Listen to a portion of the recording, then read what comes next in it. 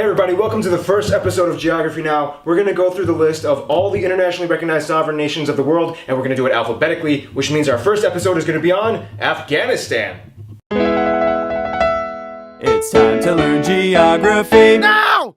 That's the intro song. I hope you liked it. I worked really hard recording it with my friend Bill. So, today's going to be Afghanistan. I'm actually really glad we're getting this country covered because it's a very complex and deep country and we can't cover all of it in 10 minutes, so I'm going to try to do my best. Before we get into anything though, let's dissect the flag. The Afghani flag is a tricolor band of three different colors, red, black, and green. The red representing the blood of those who fought for Afghanistan, the black representing the obscure and difficult past that they've had, and the green representing hope and a future and Islam as it is the state religion. In the middle of the flag is the Afghani emblem. Now this is where things get a little difficult, so bear with me. On the emblem is a mosque with two little miniature Afghani flags on the side, which by the way makes Afghanistan one of the only two countries in the world that has a flag with miniature versions of its own flag on its own flag. On the side are sheaves of wheat. On the top is the Shahada, or the Muslim creed. On the bottom is the name of Afghanistan, written in Arabic. And on top of that is the Arabic year of 1298, written in Arabic numerals, which also in the standard Gregorian calendar is 1919, which was the year that Afghanistan was relinquished from its British protectorate status and became an internationally recognized sovereign nation known as Afghanistan.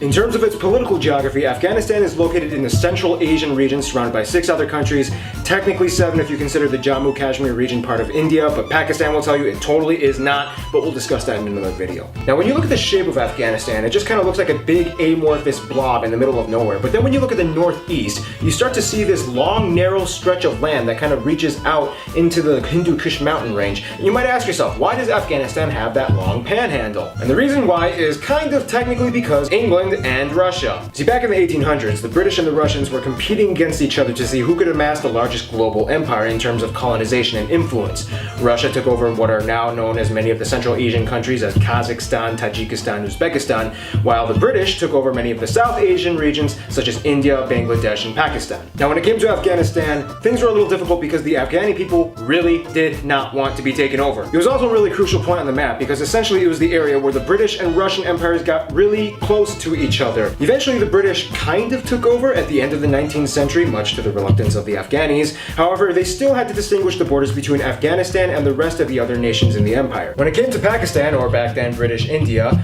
the British decided to use the Durand Line, and then when it came to the Russian Empire, they decided to use the Panj and Palmyra rivers. Now the thing is, when both the empires drew these lines, they technically didn't touch each other in the northeast and left a huge, long, narrow buffer zone, which is now today known as the Wakhan Corridor. By default, it was given to Afghanistan, and to this day the Wakhan Corridor plays a very crucial role in Afghanistan's geography because for a very, very small 20 or so mile border at the very end of the Wakhan Corridor is a border with China. Now I know 20 miles doesn't really sound like much, but in the world of geopolitical analytics, that can be a very important thing.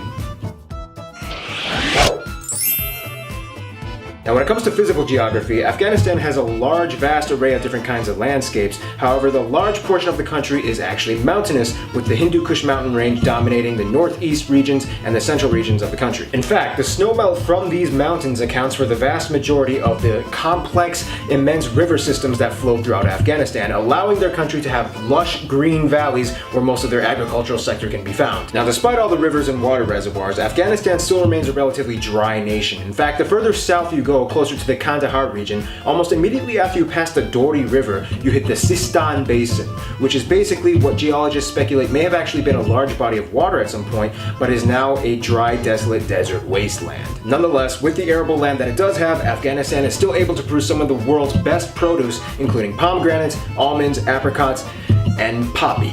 That's right, for the past few hundred years, Afghanistan has been a leading nation in opium production.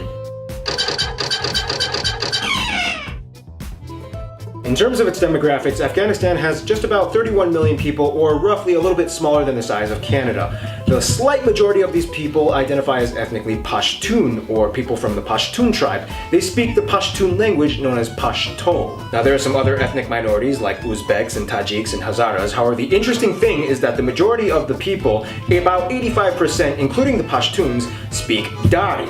Dari is actually a dialect of the Persian language Farsi. So that means someone who speaks Dari can actually interchangeably travel between Afghanistan and Iran without really having any trouble being understood. Interesting side note, there is one last living Jew living in all of Afghanistan. I'm not even joking. His name is Zablon Simintov. He lives in Kabul. He used to own a restaurant, and he maintains the last synagogue in all of Afghanistan. The locals there know him just as that one Jew guy, and they're cool with him. They're just like, hey Zablon. Which brings us to our final segment, the friend zone.